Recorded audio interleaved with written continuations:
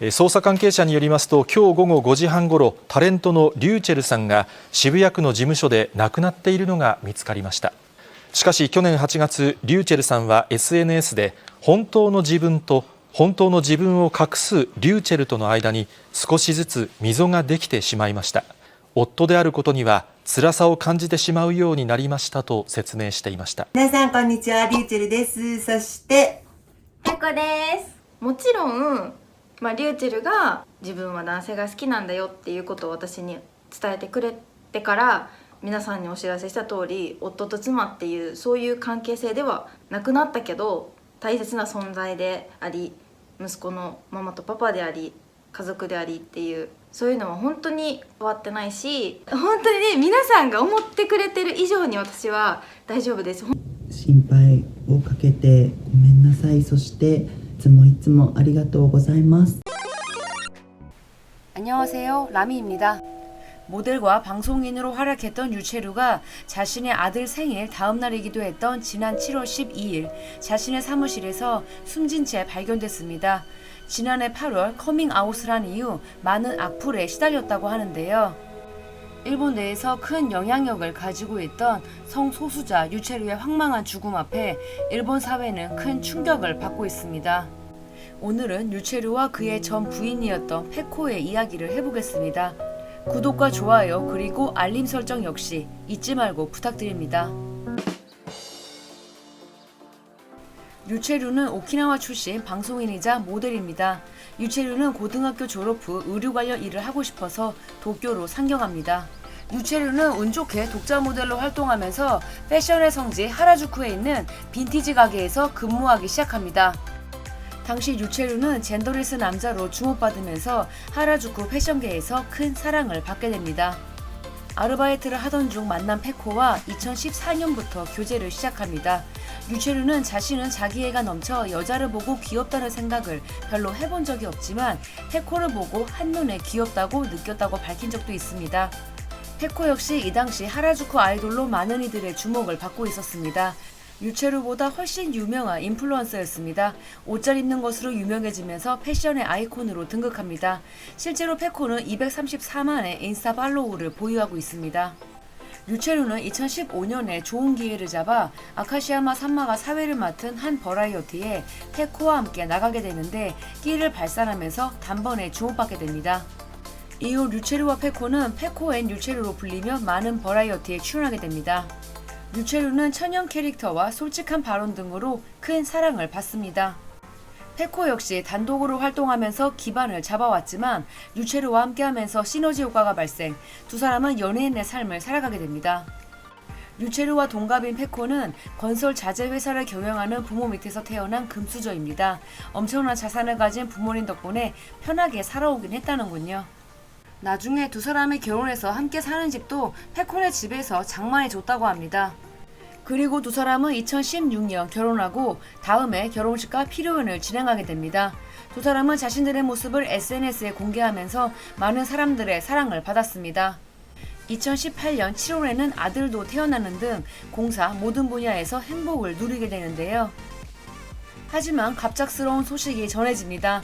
2022년 8월 유채루는 자신은 남성으로서의 성 정체성을 가지고 있지 않는다면서 페코와 이혼하겠다고 발표합니다.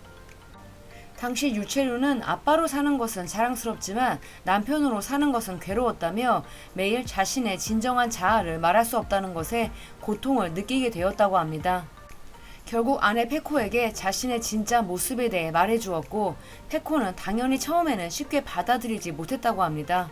私は大丈夫なんです。もちろんね、いっぱい逆になんかこんだけ言うと逆にもっと心配かけてそうだから言うけど、もちろんいっぱい泣いたよ。いっぱい泣いたりとか、もういっぱいここでもうバトルロワイヤルだった。本当に。でもほんまにさ、あれね、不思議なもんでね、ほんまに無理してるとかじゃなく、スッて全然受け入れられてて私。そらリューチェルがカミングアウトしてくれたその時はね、全然あれやったよ、マジでこれっていう、もう夢じゃないみたいな、ほんまにそんなんやったけど、数ヶ月後とか気づいたら時にはもう全然ちゃんとそれをしっくり受け入れられてる自分がいて、でもそれってなんでかっていうと、やっぱりいっぱいもらった愛があるからだし、私やっぱりね、可愛いやん、腹立つけど。두 사람은 이혼 발표 당시 이혼은 하지만 앞으로는 인생의 파트너로 살아가기로 했다고 말하면서 새로운 가족의 형태로 계속해서 동거할 예정이라고 밝혔습니다. 사실혼 관계는 아니라고 부정합니다. 페코는 유채루가 죽을 때까지 함께 해주길 바랐고 정말 최고의 남편이었다고 이야기하기도 했지만 남편의 선택을 존중하며 우리들은 앞으로 새로운 형태의 가족관을 만들어가겠다고 입장을 밝혔습니다. 그동안 유채루는 가족들과 함께 있는 모습을 SNS에 많이 업로드했지만 커밍아웃과 이혼 후에는 자신의 새로운 모습을 더 자주 공개하게 됩니다. 이러다 보니 사람들은 아들의 육아는 전부 부인에게 떠넘겼냐, 아버지 없이 아이를 키우게 하는 거냐, 페코가 이용만 당했구나, 아들이 불쌍해 라면서 입에 담을 수 없는 악플을 남기는 등 유채루는 커밍아웃 이후 굉장히 많은 사람들의 비난을 받으며 살아가게 되었습니다. 커밍아웃 이후 일본에서 가장 영향력 있는 성소수자와 젠더레스 패션으로 사랑받기도 했지만 비판의 대상이 되기도 한 거죠. 이런 상황이 되다 보니 두 사람은 심각함을 좀 느꼈던 것 같습니다. 두 사람은 오랜만에 페코의 유튜브를 통해 함께하는 자리를 마련합니다.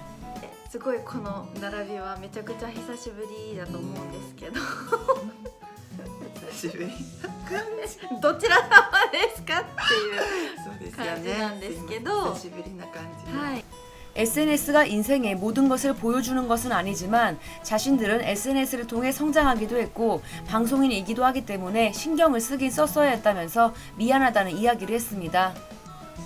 왜 가족과 함께하는 사진을 올리지 않았는지에 관해서도 이야기를 듣다 보니 지난 1월 아들과 함께 놀러 갔을 때 사진을 올리게 됐는데 그 당시에도 아들과 찍은 사진에서 왜 네 얼굴 각도만 신경 쓰냐, 아들과 함께하는 사진을 올리면서 육아한다고 어필을 하는 거냐 등등의 욕을 먹어서 부담이 많이 됐다고 하더라고요.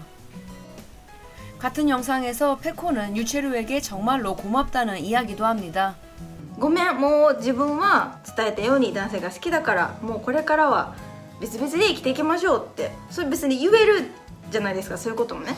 でもそれを言わずにその選択を取らずにこうしてちゃんと当たり前でね、当たり前のことを私言ってるんですけど、今別にそれがすごいとかじゃなくほんまに当たり前やねんけど、その選択を取らずにもう何よりも息子の親というね、もう何よりもの一番のそれに出会えたことへの責任とか覚悟とか感謝を忘れずこれを選択してくれたことに私も本当に感謝してるし 오죽 악플들이 많으면 두 사람이 이렇게까지 영상을 찍어서 올렸을까 싶습니다. 그러던 중 충격적인 소식이 전해집니다. 2023년 7월 12일 유채루가 세상을 떠난 채로 발견된 겁니다. 경찰은 정황상 유서는 없지만 스스로 세상을 떠난 것으로 보고 있습니다. 유채루가 떠나기 전날은 아들의 생일이었습니다. 페코와 아들은 일본을 떠나 서머스쿨에 참여하기 위해 잠시 괌에 가 있었습니다. 아들의 생일을 축하하기 위해 유채루는 괌을 방문했고 세 사람은 즐거운 시간을 보냈습니다. 함께 무지개도 보면서요. 유채루는 일본으로 돌아가기 전 페코에게 일본에 도착하면 공항으로 마주 나갈게 라는 말도 했다고 합니다. 유채루의 소식을 들은 페코는 아들과 급히 귀국했습니다. 이후 페코는 자신의 심경을 인스타그램에 남겼습니다. 아들이 컸을 때 진심으로 너를 사랑해줄 사람이라고 전하겠다고 했습니다. 페코의 말에 따르면 유채루는 아들 생일 당일에는 일본으로 돌아가야 했기에 생일 전날에 아들을 학교에 보내지 않고 하루 종일 셋이서 좋은 시간을 보냈습니다. 다음날 아들을 학교로 보낸 뒤 오랜만에 두 사람의 시간을 보내면서 눈물이 날 정도로 배를 잡고 웃기도 하는 등 정말 즐거운 시간을 보냈다고 합니다. 그렇다 보니 이런 현실을 받아들이기 쉽지 않다고 하네요. 유채루를 떠나보낸 페코와 남겨진 아들을 걱정하는 사람들이 너무나 많습니다. 유채루처럼 성소수자들이 살아가기에는 이 세상은 아직 너무나 각박한 것 같습니다. 삼가 고인의 명복을 빕니다. 지금까지 라미였습니다. 영상이 재밌었다면 구독과 좋아요 그리고 알림 설정 부탁드릴게요. 그럼 저희는 다음 주에 또 만나요.